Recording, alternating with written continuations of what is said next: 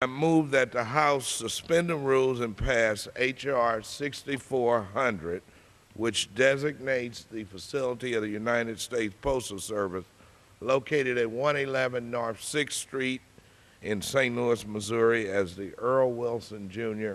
Post Office Building. The clerk will report the title of the bill.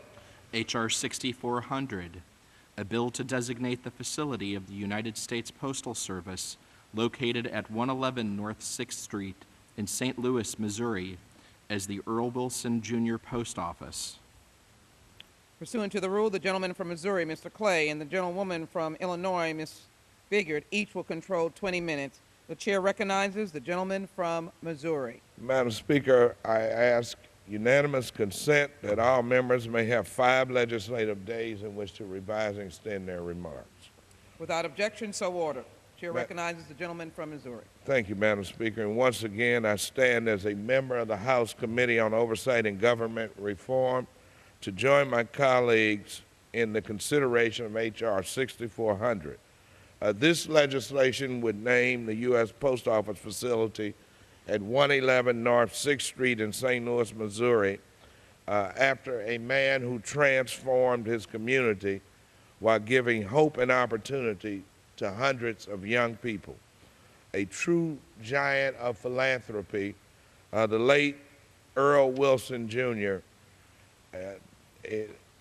The measure before us was first introduced on November 15, 2010.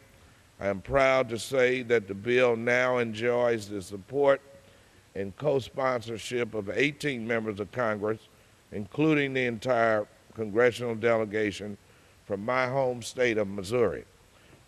Madam Speaker, Earl Wilson Jr.'s lifetime of achievement in the corporate world as the founder of the St. Louis Gateway Classic Foundation, as a proud veteran of the U.S. Army, as a father, husband, and friend to so many, will live forever.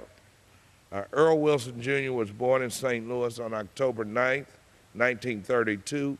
He grew up on 11th Street, just a few blocks away from the U.S. Post Office that will hopefully bear his name. Mr. Wilson graduated from Vashon High School and received his B.S. in education from Lincoln University in 1957.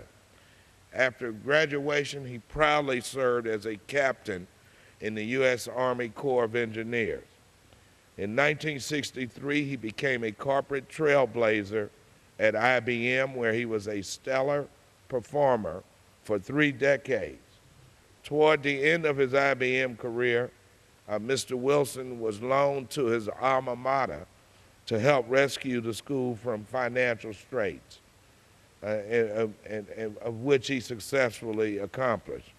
Earl Wilson Jr. later founded the St. Louis Gateway Classic Foundation, an annual football contest that helped to fund the dreams of deserving students.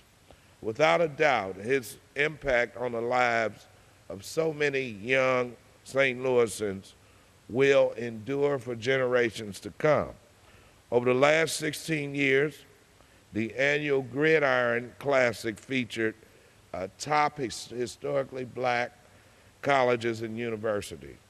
The game itself was a celebration of football tradition and a battle of the bands. But as Earl Wilson often reminded us, it was more than just a game.